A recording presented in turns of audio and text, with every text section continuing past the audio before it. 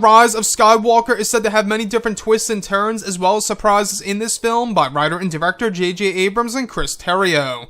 This is Mike Zero. If you guys are new to the channel, do make sure to subscribe to see future Star Wars content. So, one great thing about this movie that really has a lot of people talking originates from the teaser trailer. You know, ranging from Luke Skywalker's dialogue to Emperor Palpatine's laughter at the very end of the footage, and to top it all off, the wreckage of the Death Star 2, which may or may not be on the forest moon of Endor. Now, what's really great about this movie is how much it's really mystifying a lot of the fans around the world. Now, these past couple of weeks or so, we've been learning a whole lot more about this film, and when it all comes down to one of the set leaks, this is where things begin to get very intriguing for the characters of Luke, Kylo Ren, Rey, and a whole lot more, and other aspects of the franchise. Now, specifically, it's described that during the month of January, Mark Hamill shot a sequence with Adam Driver and Daisy Ridley, in which it's described that Mark Hamill was kneeling down to Kylo Ren, lying on the ground, where it's described that Kylo was described to have a stab wound of some kind in his abdominal area.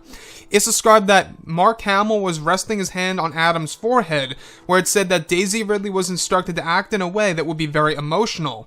Another sequence shot included Adam Driver waking up and getting up off the ground, where it's described that Mark Hamill was standing in front of a green screen, where the screen also wrapped around the entire set around both Daisy and Adam. It's described to be a sequence in which Luke introduces the netherworld of the Force to Kylo and Rey. It said that Adam was instructed to act in a calm way for the scene, and also in a confused way around the green screens, looking from left to right repeatedly. It said that some of the puppets used on set were dubbed as the Wills, as well as one of them being an animatronic that would be used for the scene in which Luke shows Kylo and Rey the netherworld of the Force. So I really want to go over a couple of parts about this and as to why this is very interesting. Now, the first piece really has me thinking that this could very well be a sequence in which Kylo Ren dies and is brought back to life by Luke Skywalker. So let's break this down.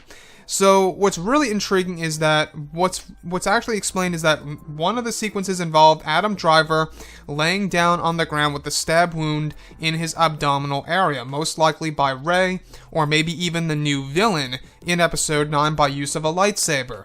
So this is a moment in which Adam Driver had to act in a way in which he was unconscious, where Mark Hamill was actually kneeling down to, of course, Adam Driver as Kylo, and resting his hand on his forehead.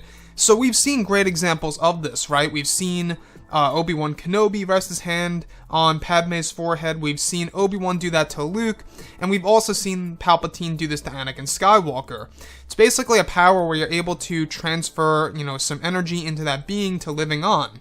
So this could absolutely be Luke Skywalker's way of either resurrecting Kylo Ren into becoming Ben Solo once again as a good man, because we do know that resurrection is going to be a part of this movie, and it seems like that this is the biggest hint that it's going to be used for the character of Kylo Ren.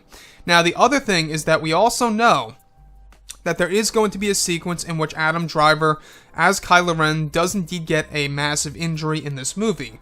So that could mean that he dies, or this could also mean that he's not dead and he's just injured, and Luke Skywalker's Force Ghost comes to help him, hence why Mark Hamill was described to be resting his hand on Adam Driver's forehead, while Rey as Daisy Ridley as Rey in the background, was instructed to act in a very emotional way, as if she was crying. So the next piece that I do want to go over, which is by far the most impressive one, is where Mark Hamill was standing in front of a large green screen where the sides of the green screen wrapped around both, of course, Daisy Ridley and Adam Driver. Now, this is said to be a sequence in which Luke Skywalker unveils the netherworld of the Force to Kylo and Rey. He demonstrates exactly what the netherworld really is. And what's really interesting is that some puppets and some animatronics on set that were used were dubbed as the Wills. So the Wills, in case you guys did not know, they are godlike beings in the Star Wars universe. They really oversee everything of what's actually happening from point A to point B of the Skywalker saga and other Star Wars movies. So we do know that that was George Lucas's idea, and a lot of George's visions are making their way into Star Wars The Rise of Skywalker, which honestly is great. I think that's a good thing.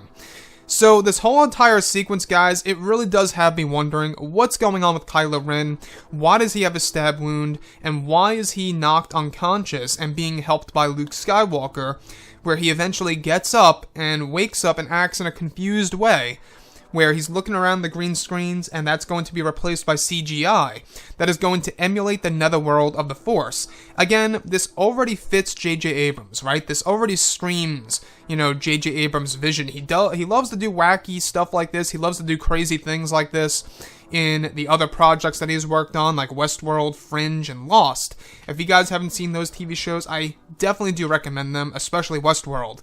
So, with that being said, what do you guys make about this whole entire sequence? And if you guys did enjoy the content for today, do make sure to drop a thumbs up on this video to support the channel. I thank you all so very much for the kind support, and I'll catch you guys next time.